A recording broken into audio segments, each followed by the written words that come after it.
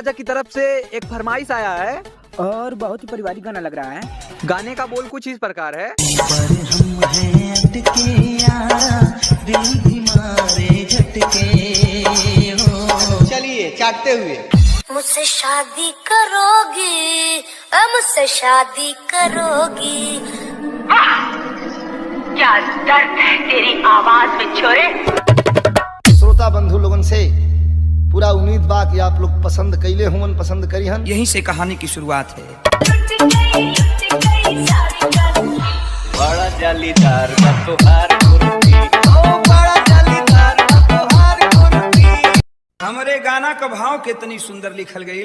कहनाम बा कवि कका।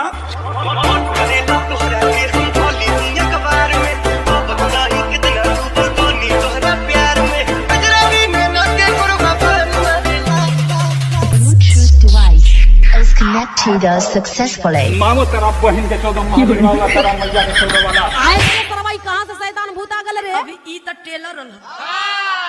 पूरी फिल्म बाकी है। फिल्म तो अभी बाकी है। कैसे बा बहादुर?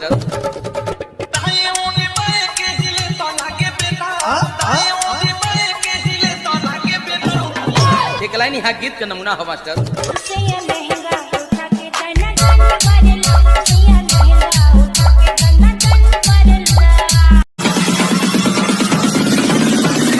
किसी आशिक ने अपने मासूका से कहा, लंका में आवा।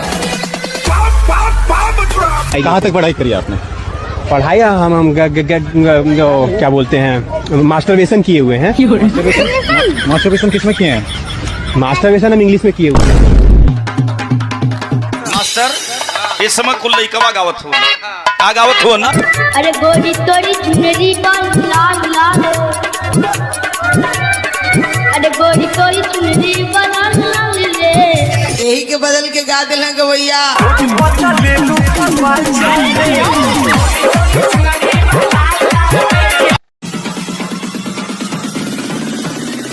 मास्टर इस समय कुल लइकवा गावत हो, का गावत हो ना?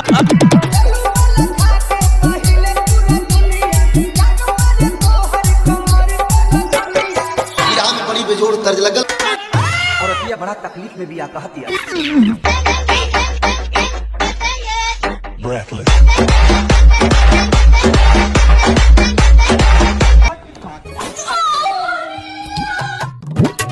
एक लाइन और उम्र गुजी कर ले उनका।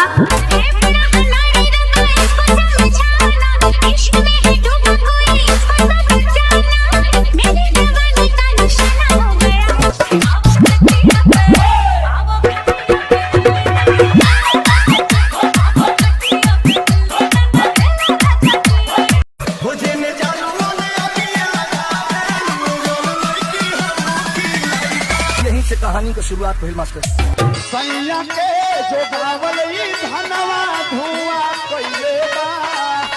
मजा नहीं आ रहा है। कभी सेंधा नमक लगा के चाट के देखिए, आवाज एकदम कोयल की तरह निकलेगी। कहानी के समझला, बात पूरा साफ साफ समझ में आ जाएगी।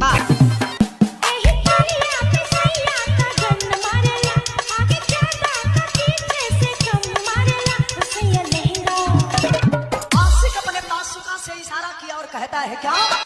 अगर तुम मिल जाओ, अरे तो का कर ले वो? पलंगिया तोड़ देंगे हम, अगर तुम मिल जाओ। भाई देखा एक ही कहानी बा। ए दादा, हाँ बाबू, नाटी अमेरिका यहाँ चले के जहाँ मियाँ खलीफा रहली। हैं? ज्ञान नहीं बा। अरे छोड़ देता दादा, बहुत इमरजेंसी है। एक लाइन और लाइन करे जा। Hello guys, I am Sunny Leone. मैं कहना चाहता हूँ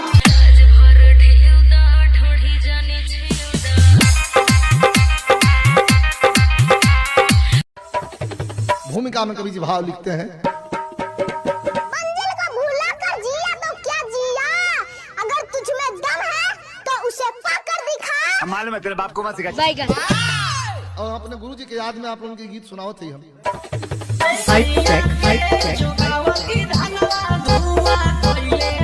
म्यूजिक चेंज। डीजे बैगन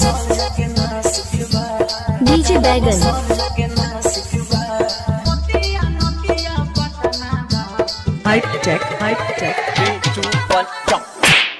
समाज में यह सब चली हो। डीजे बैगन सर आपकी गर्लफ्रेंड आपको छोड़ के चली गई, आप उसके बारे में क्या कहना चाहते हो? बोल दी का नहीं यार उतना ज्यादा ही। ओके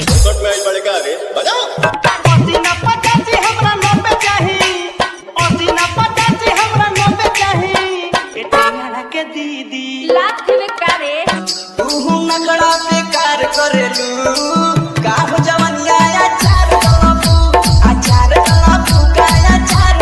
हमरे गाना का भाव बा भाई का बाबू